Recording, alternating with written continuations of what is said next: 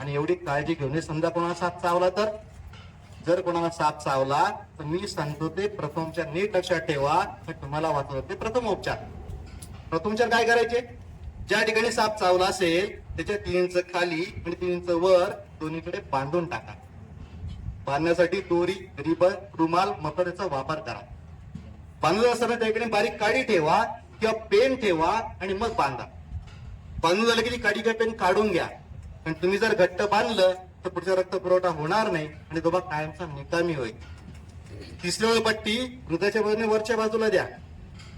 ज्या भागाला साप चावलाय तो नेहमी हृदयापेक्षा खालच्या पातळीला ठेवा. त्या व्यक्तीला कोणत्याही प्रकारचं श्रम करू नका, चालणं बोलणं, त्याला शांतपणे झोपवा आणि ताबडतोब जवळच्या दवाखान्यामध्ये घेऊन जा. आपल्याकडे किती प्रकारचे साप आहेत? 3 प्रकारचे साप आहेत. बिनविषारी साप आहे, अर्धविषारी साप आहे, विषारी साप. तुम्ही एकदा विषारीचा बोळक्याला शिकले, त्यांच्या स्वतःला 4 हात दूर ठेवलं तर तुम्हाला कळतं की स्वतःला कसं वाचवायचं. आपल्या घरामध्ये साप आला नाही पाहिजे, साप चावला नाही पाहिजे, यासाठी काय काळजी घ्यायची असते?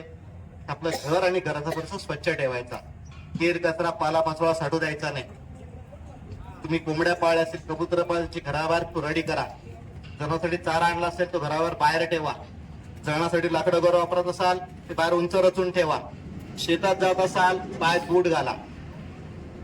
समजा जाताना रस्त्यामध्ये मोठा दगड आहे, झाडाचं खोड पडले, एकदम ओलांडू नका. ते दुसरी बाजू बघून घ्या, त्या ठिकाणी साप असतो. शेतातली चाऱ्याची गंजी एकदम हाताने फोडू नका, त्या ठिकाणी साप असतात. एवढी काळजी घेऊन समजा समोर साप आला तर शांत उभे राहा. मुळामध्ये साप अत्यंत भित्रे आणि घाबरट आहेत. तुम्हाला चटकन ते पळून जातील.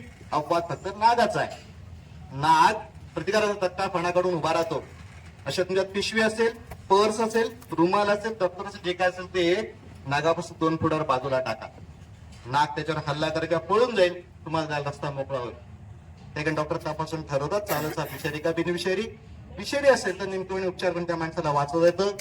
कृपा करून कुठल्याही मांत्रिकाकडे, उतऱ्याकडे, देवस्थानात, पीराच्या दर्ग्यात नेऊ नका. जगातल्या कोणत्याही व्यक्तीला विषारी सापाचं विष मंत्राने उतरवता येत नाही. आजपर्यंत खूप साऱ्या गोष्टी मी तपासल्यात, असं कधीच घडत नाही. अँटी स्नेक वेनम नावाचं इंजेक्शन मिळतं. ते जर वेळ दिलं गेलं तर 100% त्या माणसाचा जीव वाचतो. म्हणून कृपा करून योग्य ती काळजी घ्या, जेथून आपला लाख मुला जीव वाचेल. प्रामुख्याने लक्षात घ्या की आपल्याकडे दरवर्षी भारतात 2,50,000 लोकांना सर्पदंश होतात. यामध्ये 60,000 लोक मृत्युमुखी पडतात. हा आकडा कोणता आहे? जी माणसं दवाखान्यापर्यंत पोहोचली, त्याची नोंद झाली, त्याचं निदान झालं, त्यांचा आकडा आहे. बहुसंख्य लोक जर कुठेतरी या प्रकारचे चुकीच्या गोष्टी करतात आणि जीव गमावून बसतात.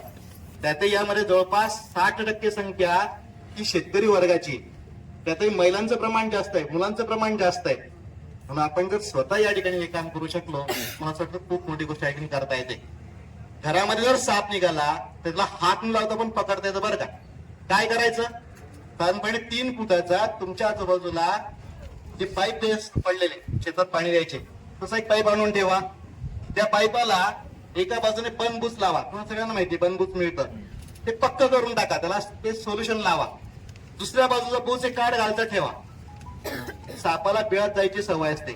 या ठिकाणी 5-6 छिद्र पाडून ठेवा. अगरबत्ती गरम करून पाडलं तरी चालतं, किंवा एखाद्या तुमच्याकडे इलेक्ट्रिकचं दुकानाकडे सोल्टर मशीन असतं, त्याने पाडलं तरी चालतं.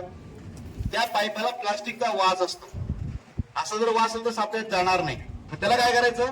शेण मातीचं पाणी करायचं, त्यात तो पाईप टाकून ठेवायचा. एक 5-7 दिवस राहिला की तो वास निघून जातो, त्याला शेणा मातीचा वास राहतो. आणि घरामध्ये जर कुठं साप निघाला तो पाईप फक्त त्याच्या जवळ ठेवून द्या. सापाला बिळात जायची सवय असते, साप पटकन त्यात घुसून जाईल. ते घुस लावा आणि दूर नेऊन जंगलात सोडून द्या.